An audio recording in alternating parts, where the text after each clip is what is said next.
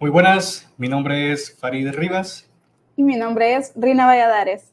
Y esto es CIDEMO Podcast, una opción más de divulgación científica social y educación cívica ciudadana. Hoy tenemos un programa bastante especial y muy importante. Esperemos de que todas las personas que están detrás de las cámaras en estos momentos, pues les pueda ser agradable y de suma importancia el tema que vamos a abordar el día de hoy. Así es, y es algo que como ciudadanos pues nos compete bastante, ¿verdad? La transparencia y la participación ciudadana, ya que dependiendo de ello pues se va viendo el desarrollo social. Exactamente. Y creo que para dar un poco de contexto a la conversación que vamos a tener el día de hoy, es importante decir y aclarar de que el Centro de Investigación para la Democracia tiene dos grandes ejes fundamentales. Uno es la educación cívica ciudadana, en donde podemos ver diferentes programas como el de Formador de Formadores, el programa Oriente Lidera. Sin embargo, también podemos encontrarnos con otra gran ramificación de CIDEMO, que esta es la investigación social. Así es, y en lo cual es lo que se trata de hoy, sobre los libros escritos de investigación social por parte de los investigadores del centro, en los cuales pues nos brindan datos muy importantes para nosotros. Exactamente, y precisamente creo que, vamos a hablar de la última producción científica que ha hecho CIDEMO, el cual lleva por nombre Gobernanza Democrática, aportes empíricos sobre transparencia y participación ciudadana, el cual es un libro bastante enriquecedor que recolecta diferentes opiniones, temas, datos de diferentes aristas, de diferentes escritores y afirmarse en un gran libro bastante importante, el cual es Gobernanza Democrática.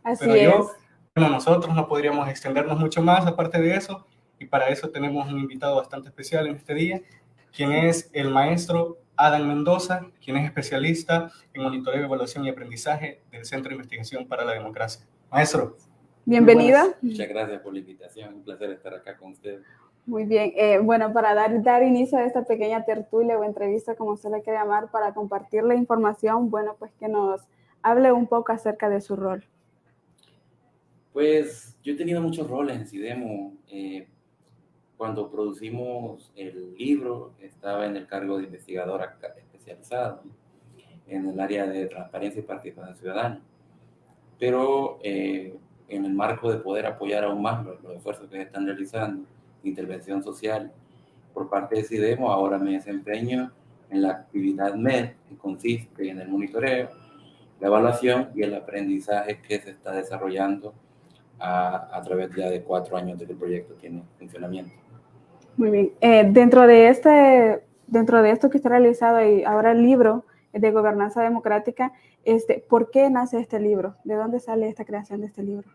Ustedes adelantaban algo muy importante, CIDEMO es investigación social y política, ¿no?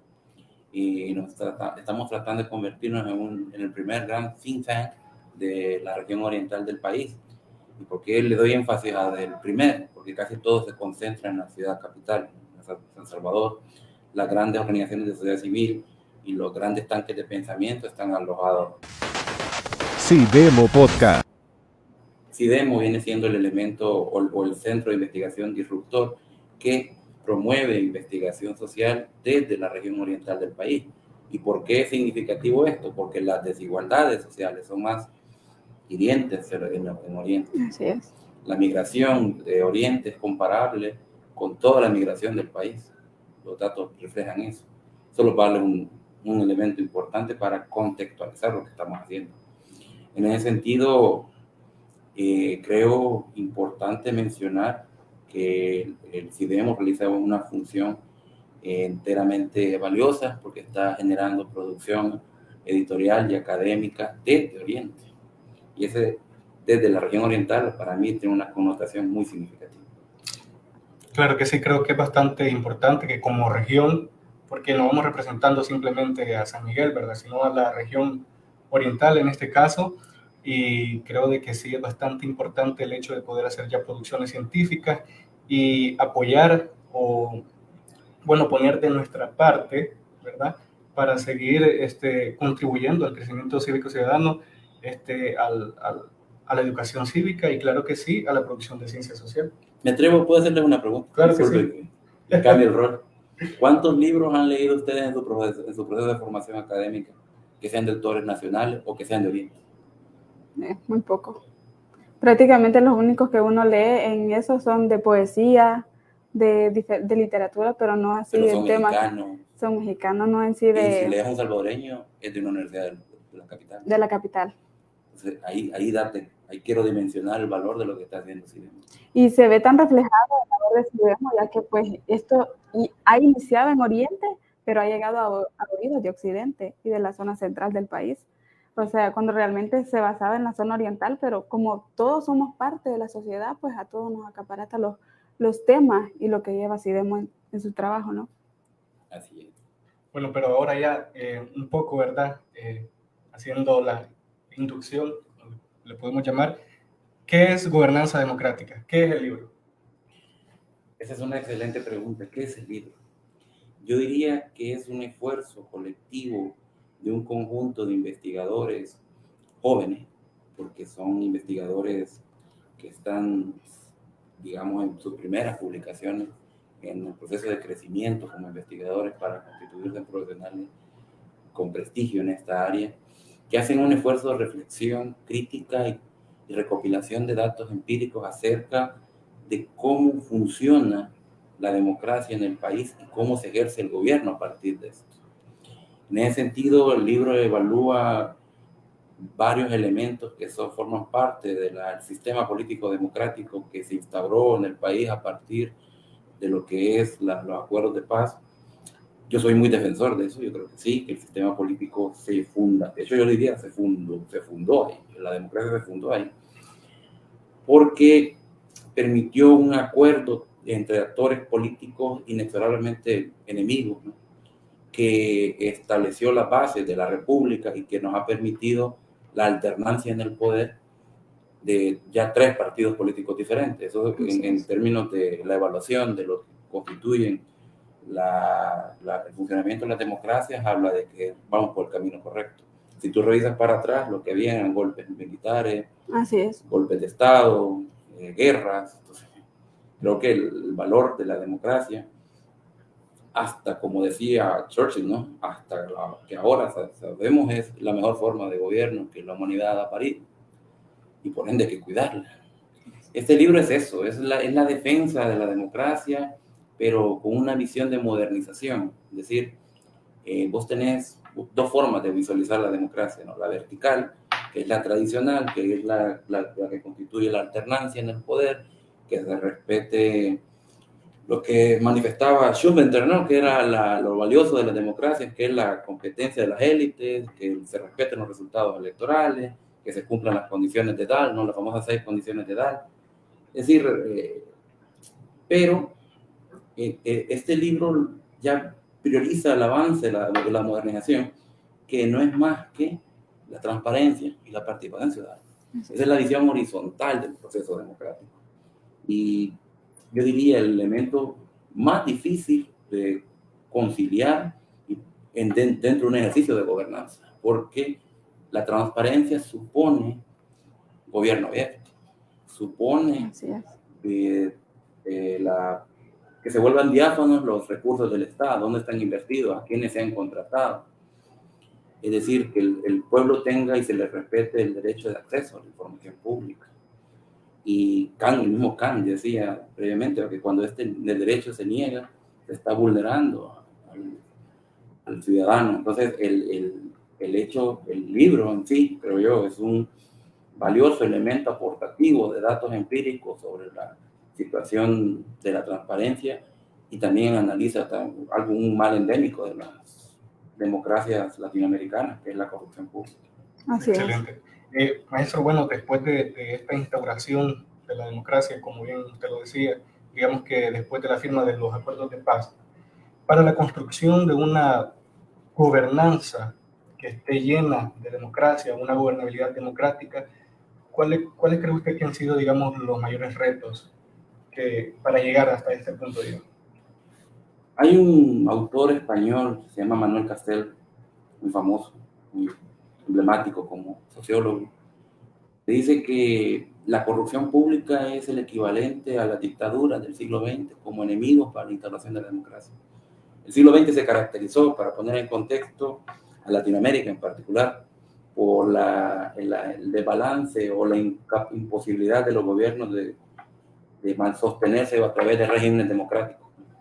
Golpes de Estado en el siglo XX son múltiples, El Salvador es un ejemplo de ello, pero tú miras para toda América Latina es casi lo mismo, a excepción de Uruguay y Costa Rica. Y por eso son las mejores democracias mejor evaluadas de Latinoamérica. En ese sentido, yo diría que el hecho de que la democracia particularmente esté en una situación complicada es lo que favorece la construcción, por ejemplo, de este tipo de deportes académicos, ¿no? Porque si tú analizas cómo se han desarrollado los procesos democráticos, necesitas producir información que permita al lector interesado, dígase, a los tomadores de decisiones, entiendas esto como organizaciones de sociedad civil, ciudadanos con mucho fervor cívico, el hecho de que podamos garantizar que se sostenga el régimen democrático para desarrollar lo que en términos de... Hay una categoría que se llama juventud positiva, desarrollo de una juventud positiva, que permita a estos jóvenes manifestarse en un entorno que garantice el progreso y el desarrollo. Todo eso es posible si vos mantenés un régimen democrático. Ahora bien, el asunto es el debate teórico que nosotros planteamos como autores ahí es, en esencia, de que no solamente basta que lo procedimental fluya, sino que también necesitas hacer un conjunto de reformas institucionales que devienen de grandes acuerdos internacionales, como por ejemplo la Convención contra la Corrupción y otros grandes documentos que garantizan o que ha suscrito El Salvador instrumentos internacionales de lucha contra la corrupción que te permitan a ti modernizar el sistema político democrático. Ese es el debate. Yo creo que el libro en ese sentido aporta datos empíricos sobre transparencia y participación ciudadana, discutiendo a partir de eso cómo podemos hacer la modernización del sistema democrático. Por ejemplo, la Ley de Acceso a la Información Pública constituye una modernización que deviene de la suscripción de los acuerdos que estoy mencionando a nivel internacional por parte de El Salvador, pero que si vos lees, por ejemplo, mi artículo, no ha calado en la cultura popular o en la cultura de los ciudadanos el hecho de que contar con esa ley favorezca o disminuya o aumente los niveles de corrupción pública. Cuando tú lees a la gente que inspira estas leyes o el fervor con el cual se realizó la ley, es precisamente para evitar o luchar contra la corrupción. Porque la corrupción vive de la deshonestidad, vive de la opacidad, vive del secretismo, vive del clientelismo, vive de todos aquellos aspectos que permiten el enriquecimiento de pocos en detrimento de las grandes mayorías que podrían ser beneficiarios de las políticas públicas. Así es, pero es que también podemos ver que en eso de ley de acceso a la información pública también no existe una corresponsabilidad social, porque muchas veces las personas desconocen que tienen el derecho y también el deber de ejercerla de manera correcta. Entonces ahí es donde también nos retrasamos un poco. Sí, y particularmente el esfuerzo de concientización ciudadana que hacemos va en función de lo que tú estás hablando. El libro en particular muestra con datos empíricos, por ejemplo, los resultados de promoción del liderazgo en juventudes. A ver, CIDEMO entiende mucho que la promoción de la juventud a través del liderazgo constituye un elemento que puede favorecer las condiciones de gobernabilidad democrática a través de su participación, a través del conocimiento, a través del desarrollo de habilidades para la vida. Esos son los grandes indicadores en nuestro proyecto. Entonces, cuando tú produces esto y un estudiante de ciencias jurídicas, de relaciones internacionales, de comunicaciones, de inglés, de cualquier carrera, lee sobre las necesidades que nuestro sistema político tiene para avanzar en el camino hacia la democracia. Así es. A ver, esto espero que el público que me esté escuchando lo tenga muy en consideración, sobre todo los de su edad, ¿no? Que ya son hijos de la democracia moderna, Sí. no vivieron la dictadura, no vivieron el proceso de guerra civil, o no tienen recuerdos sobre eso. Me incluyo yo, no tengo recuerdos sobre eso. No estoy tan mal. Pero algo que sí necesitamos hacer mucha conciencia es que esos resultados del sistema actual político de El Salvador es la consecuencia final de una guerra civil que dejó a 70,000 personas asesinadas. Exacto. Entonces, desde ahí, creo, como profesionales tenemos la obligación de cuidar estos resultados. Cuando hablo de cuidar, no me refiero a mantener los partidos políticos, no me refiero a votar hacia determinada ideología, no. Me refiero al sistema político, institucional, las instituciones democráticas, que existan los 3 poderes del Estado, que se dé el principio de separación de poderes, que se mantenga el sistema competitivo de élites por parte a nivel electoral, pero que también se respete lo que dictamina la ley de acceso a la información pública, que los funcionarios presenten lo que se requiere las leyes de probidad, a efecto de que el Estado garantice que estamos avanzando hacia un proceso democrático. El libro lo discute. Así es. En eso de las discusiones que usted dice que tiene el libro, pues da una cantidad, una cifra, ¿no? Porque toma esos temas, pero la gente no se ha interesado sobre eso. Se interesa sobre el sobrevivir de ellos, sobre el desempleo que hay, porque cuando les preguntan de corrupción, el libro dice que solo un 3% de la población habla sobre el negocio que tiene la corrupción. Ese dato yo lo Vaya, y creo que eso es algo triste, podría decir yo, porque si constituimos la corrupción como una de las principales cosas que tranca o impide una gobernabilidad democrática, la población pues lo está dejando como que de menos. De un lado, entonces se interesa más en el sobrevivir como humanos, pero sabemos que también de una gobernabilidad democrática depende el desarrollo del país, porque de esa manera es como vamos creciendo. Sí, cuando yo me encanta lo que están comentando, cuando yo hice la revisión con Sebastián, que es el autor, colega que me apoyó en esto, encontrábamos ese patrón. Los datos que pudimos analizar, yo cito hasta Cruz, que es un investigador que trabajó en los años 90 en el UDOC, en la Universidad Centroamericana. Él detecta esto, y hay una cita de él que me encanta sobre esto, porque él dice que el ciudadano, en relación a los problemas de violencia y de supervivencia, es decir, desempleo, canasta básica, economía, la corrupción, pues es un problema exiguo, no es relevante. Pero esto es en comparación, hay que tener cuidado con ese dato. Pero ya cuando tú lo ves, solamente la percepción, que es el dato que ofrece el Latinobarómetro, ya solo ves la corrupción de los funcionarios públicos, el 70% te dicen que los funcionarios de este país son corruptos. Así es. O han hecho alguna actividad corrupta. Pero es que también digamos que está ese déficit, ya que digamos las personas se basan más en esos otros temas que en la corrupción, por el hecho de que las personas están acostumbradas que su único deber es ir a votar y elegir a un representante.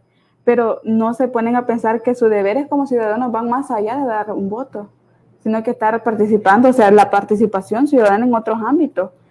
Sí, lo que tú dices es el gran ideal porque lucha la cooperación internacional, lucha la sociedad civil, lucha las universidades, lucha en sí todas las instituciones que promueven la educación formal, no formal. ¿Sí? Pero eso es una aspiración. Hay que sentir empatía también por la gente que mencionaba eso, pues quizás vivía en condiciones de peligrosidad, de violencia. El Salvador en sentido ha caído, los datos son contundentes. Pero, o sea, en relación a ese tipo de problemas, las pandillas, todo lo que El Salvador vivió lamentablemente posterior a la guerra, porque te voy a dar un dato que es un poco maquiavélico, ¿no? Murió más gente en la posguerra que en la guerra. Exacto. O sea, la violencia de las pandillas mató más gente que el mismo proceso de guerra civil. Así. Entonces, que la gente te opine eso, que la cultura de la gente tuviera eso, era hasta cierto punto entendible a nivel del partido. Ahora bien, lo que te indica eso es el camino a seguir en el proceso de promoción de la cultura de política democrática, en el proceso de promoción de los valores democráticos. Los libros son instrumentos universales que la humanidad ha desarrollado para promover el conocimiento sobre este tipo de cosas a efecto de que el país vaya por el camino correcto, que no es más que otro que el de la modernización del proceso democrático. Yo soy muy categórico sobre esto, porque tengo el miedo de que la gente piense, o el ciudadano diga, bueno, hay cambio de gobierno. Pero es que la democracia no solamente es cambio de gobierno. La democracia constituye es el funcionamiento de un conjunto de instituciones. Y mientras las instituciones sean fuertes y respetadas, y sean consecuentes con sus funciones y con sus deberes y con sus mandatos, vamos a tener un sistema político fuerte que va a permitir a los ciudadanos, desde un ejercicio de libertad, poder desarrollarse. Y eso es sumamente importante. Por eso es que cada proyecto autoritario o populista que viene y se instaura en el poder viene siendo una de las situaciones más complejas que hay. Y el autoritarismo como tal es el enemigo de la democracia, porque el autoritarismo tiene una función de concentración del poder. El surgimiento de la democracia desde la Revolución Francesa tiene el propósito de que se rompa el poder monárquico, ¿no? Por eso le cortaron la cabeza a ese rey, porque la gente se cansó de que solo un tipo tomara todas las decisiones sobre el Estado, ¿no? Así es. Entonces, viene este proceso que es icónico en términos de la construcción de la democracia, igual que la Revolución Norteamericana. Y a partir de ahí, las sociedades han venido desarrollándose a partir de esas ideas, ¿no? De igualdad, de libertad, de equidad. Y de ahí se ramifica un conjunto de luchas entre las cuales se encuentra el civismo. Porque el civismo se opone a la educación tradicional.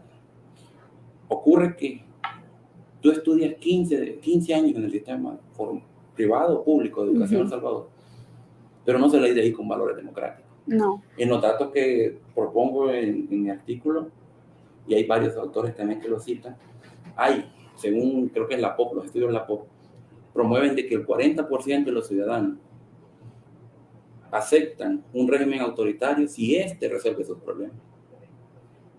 De 4 de cada 10. Ahí es débil la democracia. La democracia es débil en la evaluación del ciudadano. Mi artículo aborda eso. Pero a ver, hay otros artículos de otros autores que abordan, por ejemplo, el tema de la confianza pública. Exacto. Que es el primero, el de Héctor. Hay otros autores que hablan, de la libertad de prensa, el esfuerzo que hace Melissa de sistematización, que también viene siendo un elemento fundamental de las democracias, ¿no? El hecho de que vos tengas el derecho de poder expresarte con libertad y poder denunciar lo que está ocurriendo en el gobierno, ¿no? Y cómo no deberían de ser perseguidos los periodistas por decir la verdad. Por decirla. O sea, están diciendo la verdad sobre recursos públicos. Dele la connotación usted a lo público. De todos, ¿no? Es la forma popular de verlo. Entonces el libro discute esto, ¿no? Porque el libro, yo creo que todos los autores y el director del CIDEMO y todas las autoridades universitarias coincidimos en que necesitamos seguir avanzando, aunque sea lento, pero avanzando en el proceso de fundacional y de consolidación de nuestra democracia, a efecto de que podamos garantizar condiciones para una vida de calidad. Exactamente. Cuando mencionó el sentido de concentración de poder, si nos vamos a la historia o vemos datos históricos, todos aquellos lugares o todos aquellos sistemas políticos en los que ha habido concentración de poder o autoritarismo precisamente están bastante ligados al hecho de corromper. Entonces la corrupción nace del poder en este sentido, ¿verdad? Entonces creo de que esa podría ser una señal o una alerta en el sentido de que nosotros como ciudadanos y en este contexto de participación que debemos tener, debemos estar alerta a cualquier tipo de señales que nos podrían llevar a eso. Y lo puedes hacer desde múltiples opciones, ¿no? Desde la comunicación social, desde la investigación científica, desde la educación no formal, desde la educación cívica, en el barrio discutiendo, participando, formando parte de una organización de base, formando parte de una organización de sociedad civil, ejerciendo tu juventud. Es decir, hay tantas formas en que nosotros podemos cuidar la democracia que a veces es triste ver cómo se van perdiendo estos logros y estos avances, porque no tenemos la suficiente, lamentablemente, esto es un resultado de El Salvador en términos de sus pininos en educación. El estudiante salvadoreño no sale con un fuerte fervor cívico. De hecho, aquí hay una cultura muy fuertemente malinchista. Y yo creo que eso hace que esta situación donde tenemos poco fervor cívico, o que solo creemos que lo cívico es el 15 de septiembre, Exacto. Nos trae debilidades en el sistema de arraigo de lo que es la libertad, ¿no? Y la democracia. Y eso es lo peligroso, porque los proyectos autoritarios avanzan en detrimento de estos grandes valores que requiere el ejercicio del gobierno, ¿no? La libertad, la democracia, la justicia, y todo el conjunto de derechos que han sido resultado, como dice un sociólogo norteamericano, Charles Tilly, ¿no? Que tuve la oportunidad de estudiar, sociólogo mexicano en Estados Unidos, son resultados de procesos de violencias políticas, son resultados de políticas contenciosas, o resultados de procesos de movimiento social. Es decir, cada nuevo producto, o cada logro, avance, cada derecho que hoy ustedes, pues ya gracias a Dios gozan, devienen de procesos violentos que hubieron en el pasado, como la guerra civil, por ejemplo, que quizás es el más icónico en términos de violencia, pero son un conjunto de derechos. Así, pero hablando de derechos y de educación cívica, como usted le decía, la mayoría de jóvenes solo se basan en el 15 de septiembre, incluso en el libro dice... ¿Qué te lo enseña? Sí, incluso en este libro dice de que cuando a la juventud le preguntan cuáles son los derechos, siempre responden que derecho a la educación, derecho a la salud, derecho a la vivienda. O sea, no se extienden a más de educación cívica porque es lo único que les enseñaron. Para ellos eso es educación cívica. Entonces, el libro dice que un 59.7% no sabe sobre qué es ley de acceso a la información pública, o que nunca han leído la Constitución. Entonces, esos son datos que sorprenden de una manera tan grande por el hecho de que siempre han estado ahí esas cosas y nunca, digamos, se han dado a realce para enseñárselos desde una educación cívica. Por eso, y ahí es donde creo yo que el papel que está teniendo el Centro de Investigación para la Democracia a través de la Universidad de Oriente es fundamental en torno a construir el arraigo necesario para intervenir, hoy me viene lo más complejo que tiene la sociedad, la cultura. Hay unos que, bueno, en las discusiones, me voy a meter en el rol sociólogo, en las discusiones sociológicas, y hay mucha tendencia a creer que lo económico es lo más determinante. Casi toda la sociología marxista va a abortar sobre eso. Pero hay autores que opinan que no están por el lado económico. O sea, si el lado cultural no está abordado, muy difícil un proyecto de sociedad avance. Porque hay unos autores norteamericanos, Almond y Verba, lanzaron el concepto de cultura política. Y ellos hablan de que la cultura política tiene perspectivas de evaluación, perspectivas emocionales. Y les puedo preguntar, ¿ustedes cuando votan no sienten que votan con algo de emoción más que con razonamiento? Exacto. ¿O lees el programa de los partidos políticos? ¿Cuánta gente cree que lee los programas de los partidos políticos antes de votar? Creo que ninguno. Lo haces desde una perspectiva emocional porque sos un ser humano y tenés emociones. Y eso, en última instancia, tiene un valor fundamental sobre la toma de decisión a la hora, por ejemplo, de ejercer el sufragio, ¿no? Exacto. Entonces, no se equivocan ellos al mencionar que para que haya una cultura política debe de haber necesariamente, o va a haber necesariamente, inexorablemente, emociones, evaluaciones y una cognición necesaria, ¿no? de la realidad. A eso se le llama, la psicología cognitiva le llama percepción. Así, y es que hace poco en uno de los programas de CIDEMO que se llama Vocacional para Asistentes de Investigación, veíamos datos bastante curiosos de que la mayoría de la gente mete eso las emociones y se deja llevar al momento de votar por una bandera o por un rostro, o sea, no saben qué hay detrás de eso. O, por ejemplo, la última encuesta que se pasó, que le preguntaban si ellos estaban de acuerdo con la reelección. Ellos decían que sí, y luego les preguntaban si conocían la Constitución, ya que la Constitución dice todo lo contrario, ellos no sabían ni qué era la Constitución. Entonces, simplemente se dejan llevar por lo que sienten y por lo que ven, nada más, pero no por una percepción que está mediada no por ustedes, por los nosotros. medios de comunicación, Así es. por de masas, ¿no? Es decir, en estos momentos, ya está demostrado científicamente, posiblemente la decisión de votar se configure entre Facebook, TikTok, si tenés suerte, Twitter. Si tenés suerte, entra a Twitter ahí, y otras redes. Así es. Quizás el 90% de la decisión se tome en torno a lo que esta persona percibe de ahí, y posiblemente un poquito de cognición de la realidad, ¿no? Sí, porque sabemos de que actualmente pues la comunicación política del gobierno y de los que están pues es bastante fuerte, y es un top que todo el mundo solamente... No solo o sea, es fundamental para cualquier gobierno, en función de construir algo que abordaba un autor que citamos que es Lixet. Lixet hablaba de que hay dos condiciones inexpugnables para cualquier sistema, si se quiere llamar democrático: la legitimidad y el desarrollo económico o el crecimiento económico. El crecimiento económico tiene que invitar a un economista que sepa más de eso. Pero te puedo hablar de la legitimidad. La legitimidad es un concepto que deviene de la sociología europea, particularmente de Weber, que se preocupaba de entender por qué tú obedeces al Estado. ¿Por qué naces y te integras a la sociedad? ¿Cómo funciona ese lado? Él habla de la legitimidad burocrática, que viene de la obediencia al ciudadano por el respeto al poder político. Vos respetas al poder porque tiene, según las palabras de este sociólogo alemán Weber, el monopolio legítimo de la violencia. Entonces, ese elemento te lleva a la discusión necesaria sobre cuáles son los aspectos culturales que permiten, en esencia, que funcione un sistema democrático.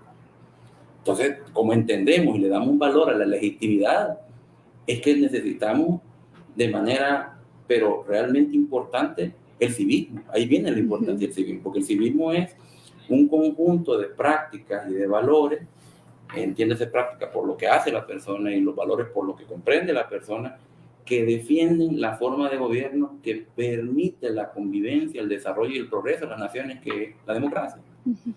No existe otro modelo, y cuando exista, pues vamos a defender eso.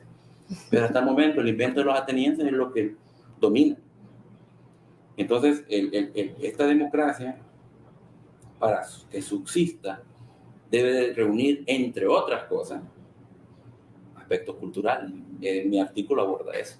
Pero los libros te lo demuestran en varios aspectos, ¿no? Te lo demuestran en los datos, por ejemplo, que provee el investigador Baquerano sobre la percepción de los jóvenes cuando cursan los procesos de formación que promueve CIDEMO de liderazgo. Imagínate la palabra tan preciosa, liderazgo. ¿Qué implica el liderazgo en la juventud? El liderazgo en sí mismo es cívico, porque es una forma de intervención de la realidad en función de que resolver problemas que existen en la sociedad. Uno de esos problemas es el valor de la libertad y la democracia y de garantizar las condiciones mínimas de justicia para que todos tengamos derechos y deberes.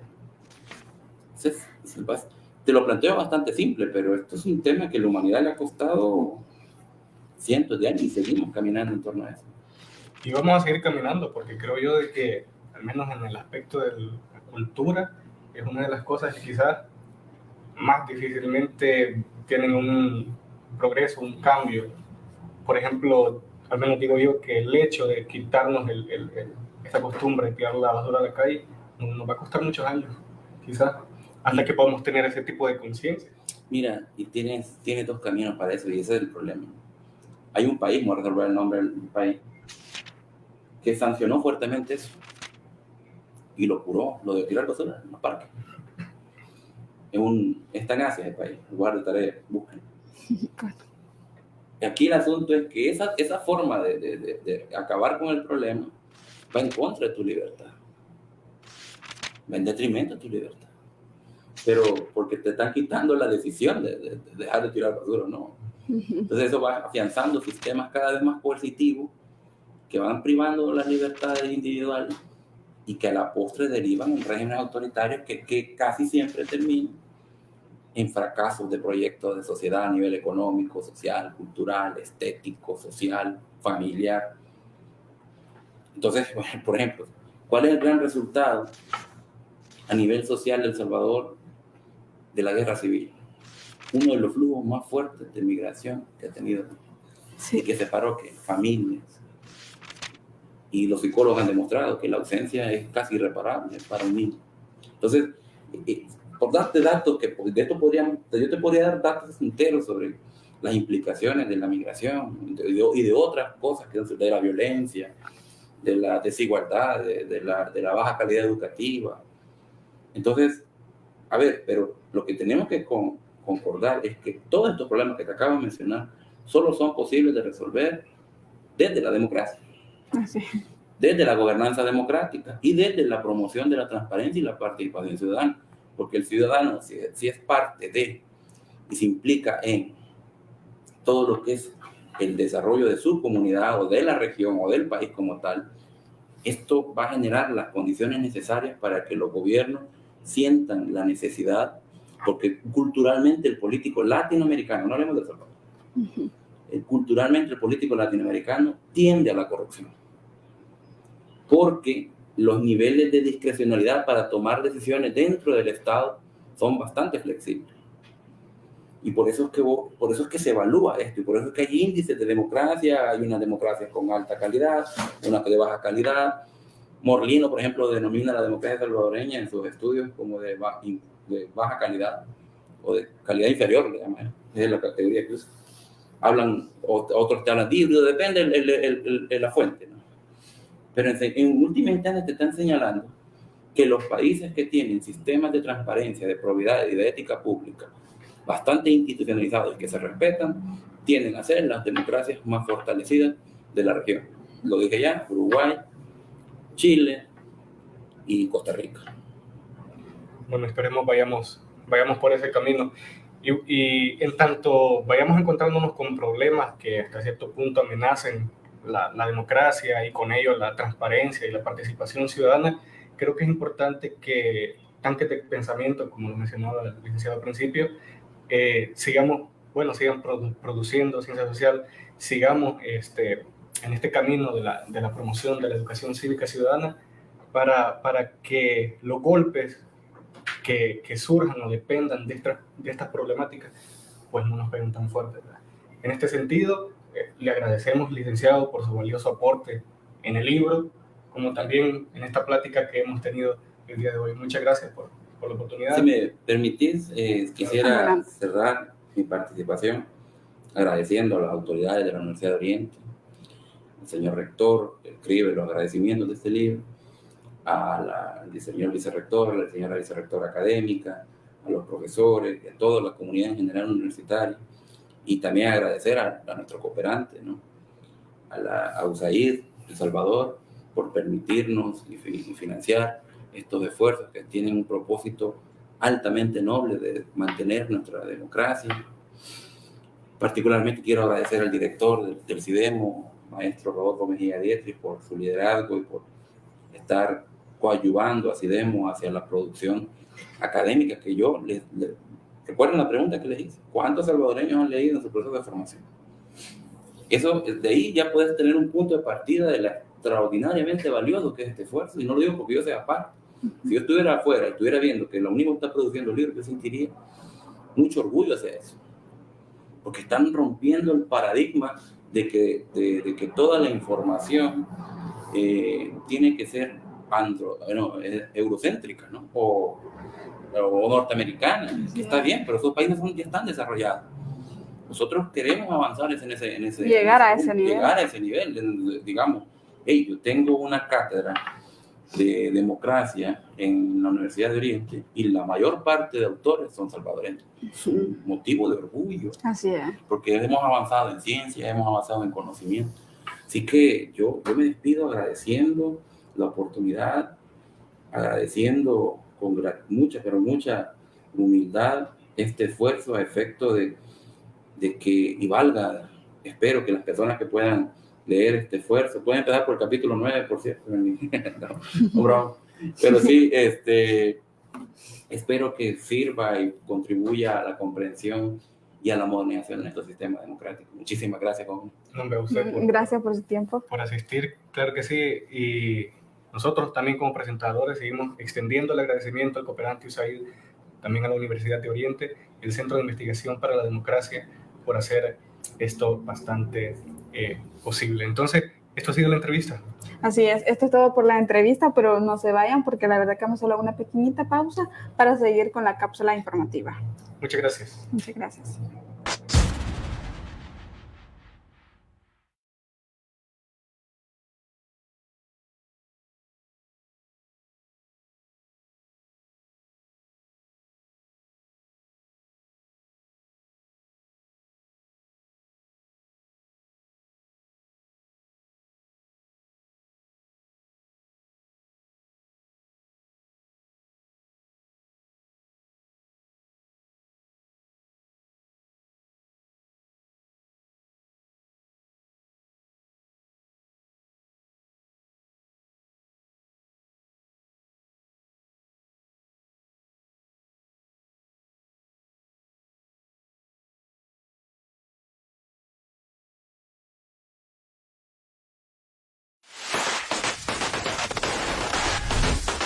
CIDEMO Podcast.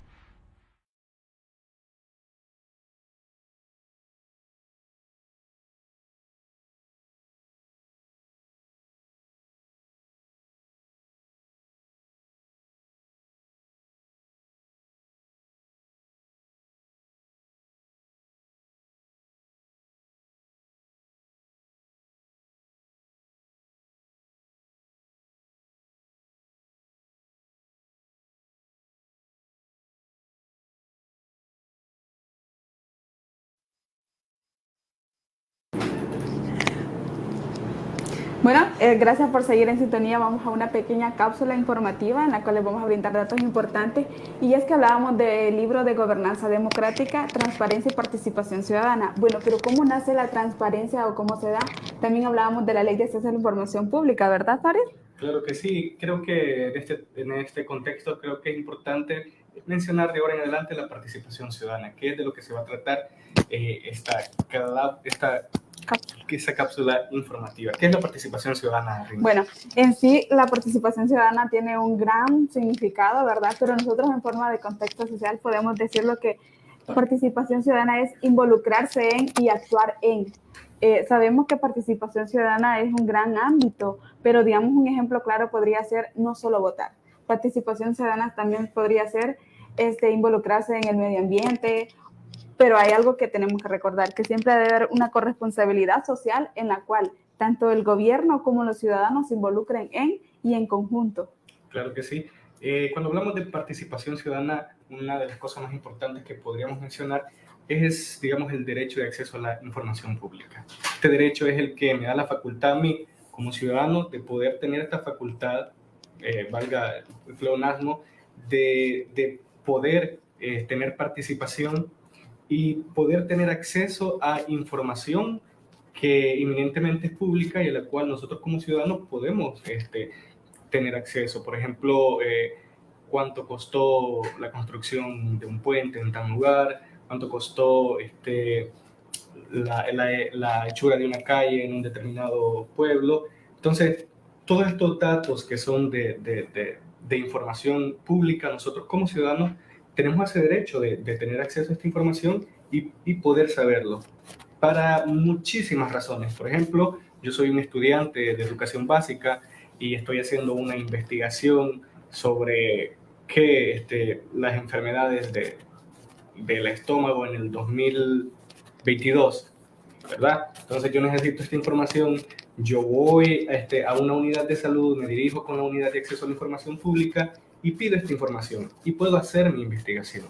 Entonces, este derecho es bastante importante porque nos da esa facultad, como decía, ¿verdad? Así es, y es que en la entrevista anterior también lo hablábamos de que el hecho de ejercer el derecho de ley de acceso a la información pública, pues va arraigado con el desarrollo social, porque muchas veces las personas pues no lo ejercemos de una manera correcta y nos quedamos estancados. Por ejemplo, lo de mi compañero, digamos que va a la institución pública, ¿no? Pero si a la primera se la niegan y se queda hasta ahí estancado, no estamos ejerciendo bien el derecho de acceso a la información pública. Para ello, pues hay un ente, digamos, que nos tiene que ayudar, que es el Instituto de Acceso a la Información Pública. Claro que sí.